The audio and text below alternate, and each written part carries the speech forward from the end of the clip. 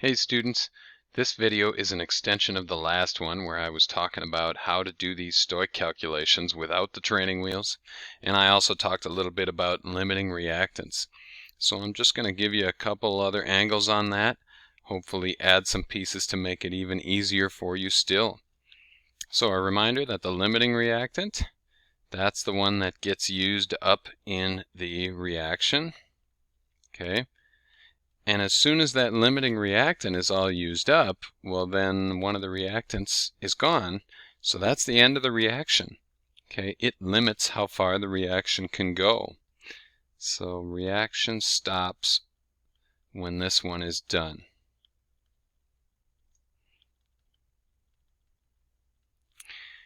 And that's why the limiting reactant is so important to us as chemists, because we need to know which reactant is going to get used up so that we know how long the reaction is going to go, right? We always want to use the limiting reactant mass as our starting mass when we are figuring out how much product, for example, a reaction will create. So here's an example. Go ahead and pause the video after I'm done talking here, but here's the, here is the reaction itself right here, okay? And what we're doing here is we're asking, let's say we have 10 grams of each reactant, right? We have 10 grams magnesium, 10 grams copper 1 sulfate. Which one is going to be limiting? And it's not so simple as just looking at the two numbers. Just because they're both 10 grams doesn't mean that it's the same amount of each, right? What matters is how many moles of each. So copy this down. I'll show you how to calculate this real quick. It's not as hard as you think. Okay, so you've paused the video, you've copied all this down, and hopefully this looks really familiar to you by now, right? We've got these blanks that we've already worked on before, and I'm just going to fill these out for you. 10 grams magnesium, 10 grams copper 1 sulfate.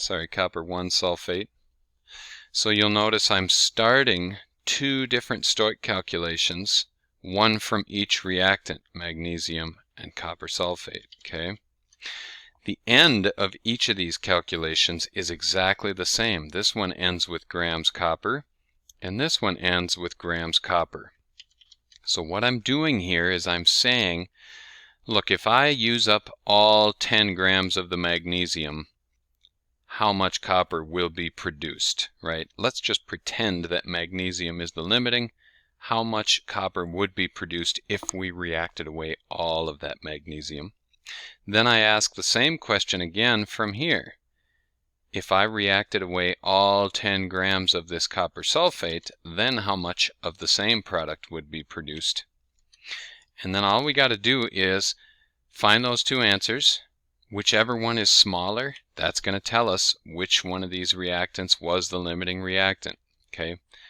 Why is that? Well, the bigger one, whichever number gives us a bigger answer, that's a lie, right? Each one of these calculations assumes that all 10 grams get totally reacted. Well, as soon as the limiting reactant is gone, the reaction is going to stop. So let's say this is the smaller one here, and magnesium is the limiting reactant. I don't know that yet, but let's just pretend. Well, then the reaction stops after that many grams of copper are produced. It's not going to go to this higher number, whatever that is. Okay, we'll look at that again once these are fully calculated. So here we go. Periodic table mass right here. Mole-to-mole ratio means you look up at the coefficients. On copper I have a 2, magnesium I have a 1, and then the periodic table mass for this copper here as well. And that's 63.55. Okay, then I'll set up the one down here, periodic table, mole-to-mole ratio comes from the coefficients up above. So here we have 223.17, 2 on the coefficient here, 1 on the coefficient here, and again 63.55. I'll go ahead and multiply and divide these out. here's my calculator, excuse me. 10 times 2 times 6355 divided by 24.31 equals 52.28. That's grams of copper. And then down below, do the exact same thing. 10 times 2 times 63.55 divided by 223.17 equals 5.70 grams. And you can see obviously that 5.7 is the smaller of the two, okay?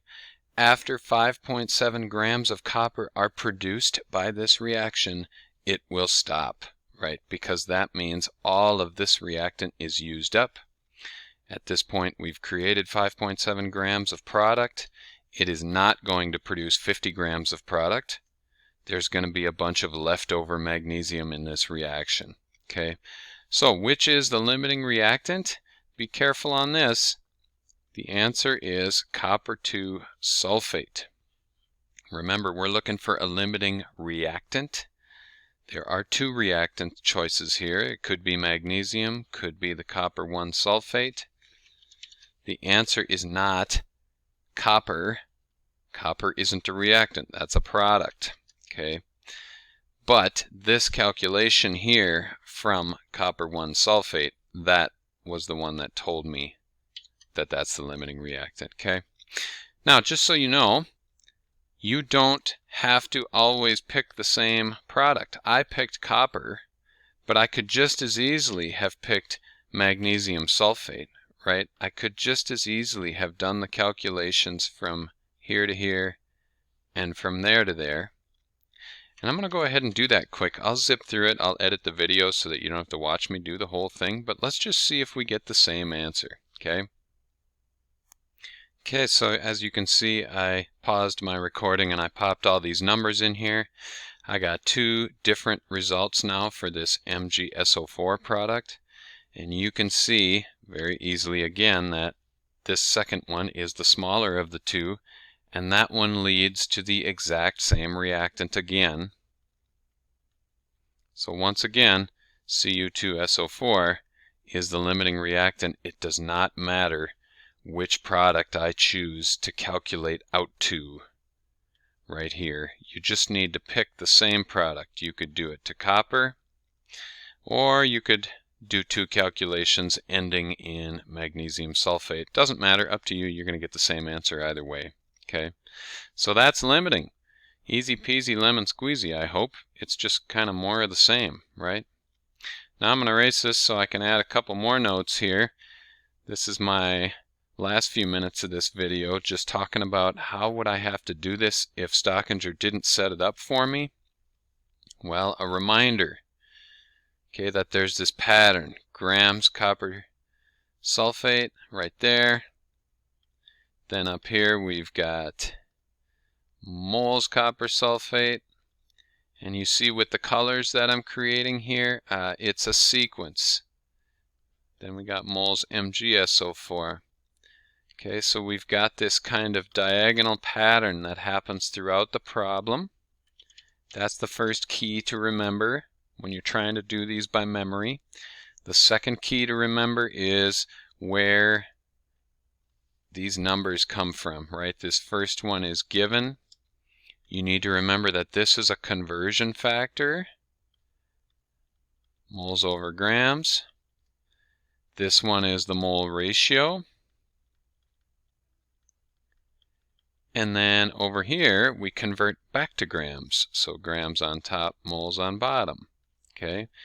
If you want to be able to do these for an A in my class, and you want to do it from memory, you have to memorize this pattern. It's always the same pattern, okay? Open notes, though. I guess you wouldn't have to memorize it. You could write this down, follow the pattern. Anyway, that's all I got for this video. We've gone about 10 minutes, so I'm going to call it quits. Happy practicing. That's it. See ya.